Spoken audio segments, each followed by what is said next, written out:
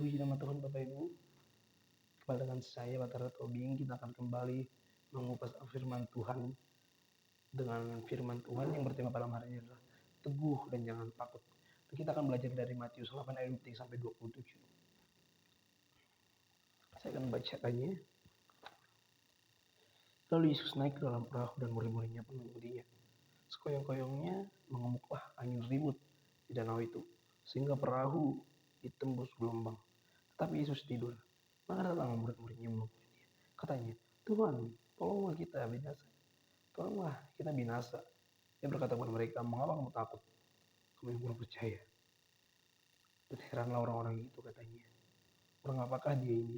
Sehingga angin dan danau pun taat kepadanya. Bapak Ibu masih ingat gak sih dengan kisah, bukan kisah atau kisah sih, kisah ramalan suku Maya yang dalam ramalan mereka dikatakan pada tahun 2012 itu akan terjadi kiamat. Dan tidak heran Bapak Ibu, ramalan ini benar-benar membuat banyak orang khawatir, membuat orang-orang banyak ketakutan. Dan dalam ramalan ini Bapak Ibu, kurang lebih 90% orang dunia itu sangat merasakan kekhawatiran dan sangat takut. Di mana-mana berita yang disiarkan, di setiap stasiun televisi disiarkan, dan tidak heran banyak orang yang sangat takut. Dan tidak heran juga Bapak Ibu, lewat ramalan suku Maya ini, banyak orang yang mengakhiri hidupnya karena mereka tidak ingin merasakan penyiksaan di hari kiamat itu. Dan dalam keresahan ini Bapak Ibu, banyak juga orang yang menjual harta-harta mereka. Mereka menjual aset-aset berharga mereka. Dan akhirnya mereka mengakhiri hidup mereka. Apa yang terjadi? Penyesalan dalam hidup mereka. Tapi tentang ini Bapak Ibu, padahal Yesus sudah berkata, tetapi hari ini, tetapi tentang hari yang dimaksud itu hari akhir itu ya, itu zaman hari penghakiman. Tetapi tentang hari dan saat itu tidak seorang pun yang tahu, malaikat di surga pun tidak, dan anak pun tidak, hanya Bapa sendiri. Dan itu dikatakan Tuhan pada murid-muridnya ketika murid-muridnya mempertanyakan kapan kedatangannya kedua kalinya. Oke. Tapi Bapak Ibu, pada malam hari ini kita tidak ingin belajar tentang akhir zaman atau ramalan-ramalan lah ya. Tapi Bapak Ibu, hari ini kita akan belajar bagaimana agar kita tetap teguh dan tidak takut dalam kondisi tertentu. Bagaimana agar kita tetap teguh dan jangan takut? Yang pertama, mari kita mengikuti Yesus. Coba kita baca kembali ayat 23 yang tadi katanya, lalu Yesus naik ke dalam perahu dan murid-muridnya pun mengikutinya. Nah, murid-murid Yesus itu sangat setia ya mengikuti Tuhan. Di mana-mana Tuhan dipanggil orang-orang, ketika ingin menyembuhkan mereka tetap ikut mengikuti Yesus. Mereka sangat taat, mereka sangat setia dengan Tuhan Yesus. Ya walaupun memang terkadang mereka meragukan kehadiran Tuhan gitu. Bukan terkadang, tapi memang mereka memang terkadang meragukan akan hadirnya Tuhan. Coba kita belajar Bapak Ibu, ketika Tuhan Yesus juga, dan di periode ini juga diceritakan di Matius 8 ayat 1, ia menceritakan Yesus menyembuhkan seorang orang sakit yang sakit kusta. Dan ketika mereka sebelum akhirnya belayar, juga Yesus dan para murid-muridnya pergi untuk menyembuhkan seorang hamba di Kapernaum. Dan berikutnya mereka juga menyembuhkan mertua dari Petrus. Dan ini benar-benar melelahkan Bapak Ibu. Apalagi yang disembuhkan Tuhan Yesus itu dalam satu hari, dalam satu kisah ini tidak hanya dua orang, tapi banyak ya. Dan kemanapun mereka pergi, kemana Yesus menyembuhkan orang, murid-muridnya tetap setia mengikuti Tuhan gitu. Dan ditambah lagi Bapak Ibu, ini memang benar-benar sangat melelahkan. Di mana pada zaman itu alat transportasi seperti zaman sekarang itu belum ada ya. Yang mereka hanya mengandalkan fisik mereka berjalan ataupun menggunakan keledai dan lain-lain lah. Dan ini memang benar-benar melelahkan. Mereka pergi dari tempat yang satu ke tempat yang lain.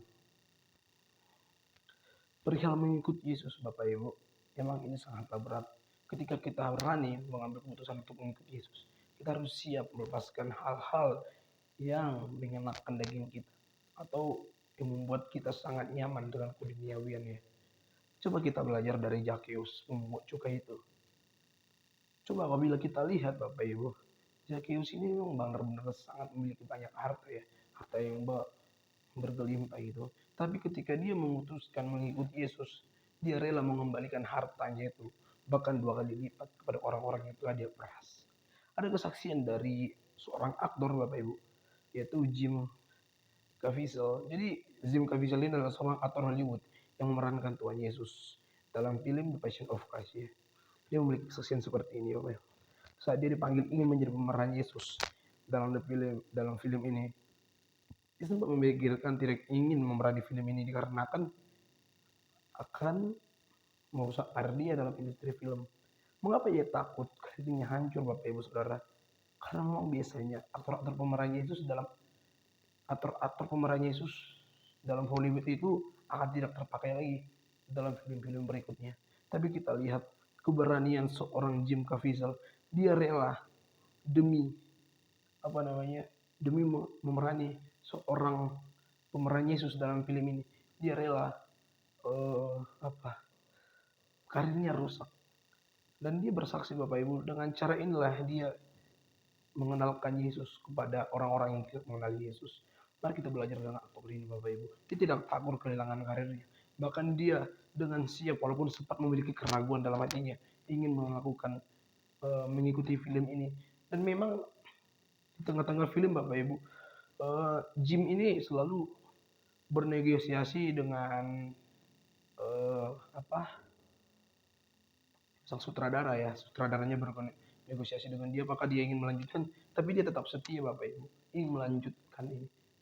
Dia rela karirnya rusak demi film ini. Dan yang kedua, mari kita meminta pertolongan kepada Yesus. Jujur Bapak Ibu Saudara, saya pernah merasakan merasa kuat. Saya sangat membanggakan diri saya. Saya merasa hebat seolah-olah tidak membutuhkan pertolongan Tuhan.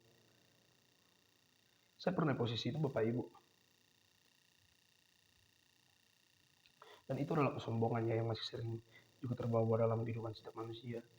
Tapi kita lihat di ayat 25 tadi, pasal 8. Maka datanglah murid-muridnya membangunkan dia, katanya, Tuhan tolonglah kita binasa. Terkadang gini Bapak Ibu, kita sudah mengenali Tuhan, kita sudah mengenali Tuhan yang sangat bisa menolong kita dalam waktu kapanpun. Tapi kita sering mengabaikan, kita malah lari dari pertolongannya, tapi kita malah lari pada orang-orang.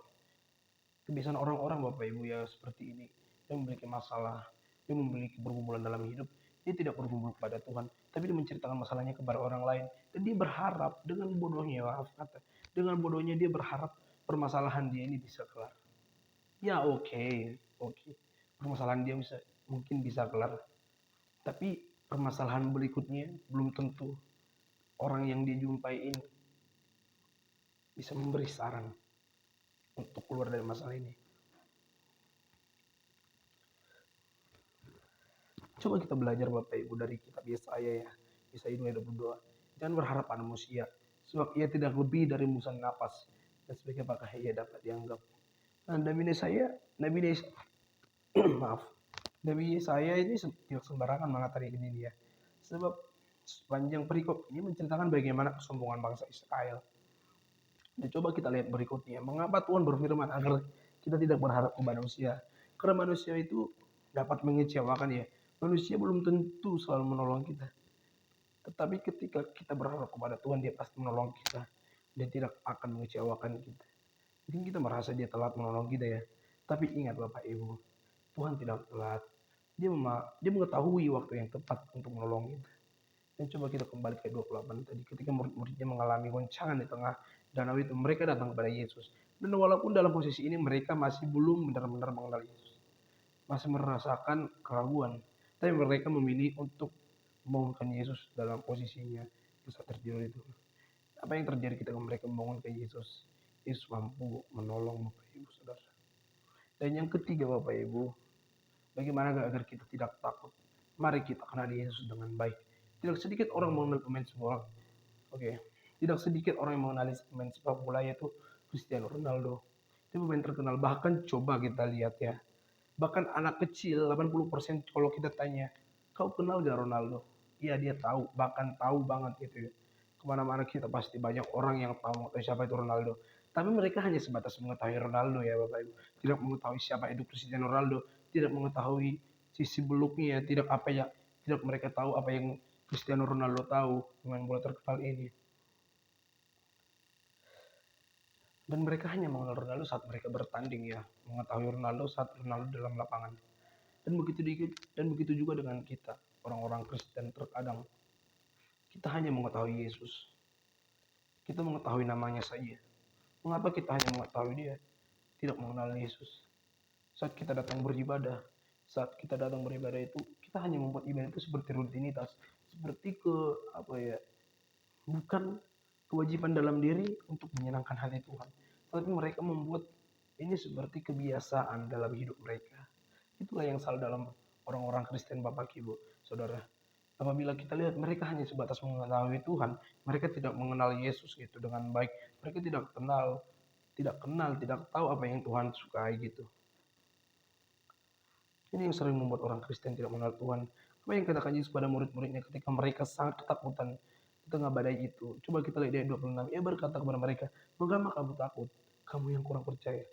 Jadi ini kita belajar bagaimana murid-murid Yesus yang sudah selalu bersama-sama dengan Yesus, tapi masih meragukan keilahian Yesus. Karena di posisi ini murid-murid Yesus sebelumnya tidak mengenal Yesus ya. Dan di ayat 27, heranlah orang-orang itu katanya, orang apakah dia? Sehingga angin dan danau pun taat padanya. Ini membuktikan memang benar-benar murid-murid Yesus itu tidak mengenali Yesus dengan baik ya. Mari kita belajar saudara-saudara. Ketika, ketika, ketika kita benar-benar mengenali Yesus, jangan mengelak kepada.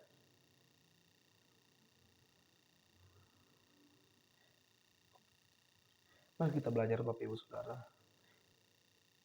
Mari kita benar-benar mengenali Yesus. Jangan mengelak Bapak Ibu Saudara dengan alasan kesibukan di luar.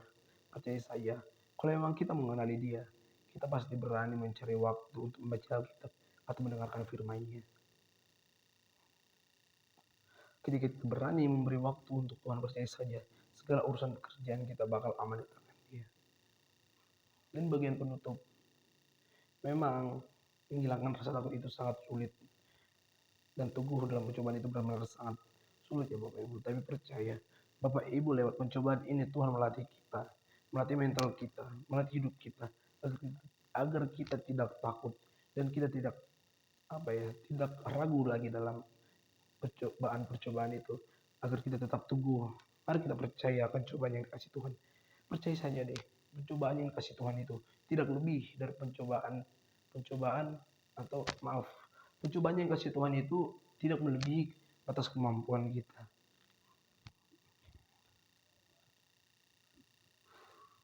Mengapa?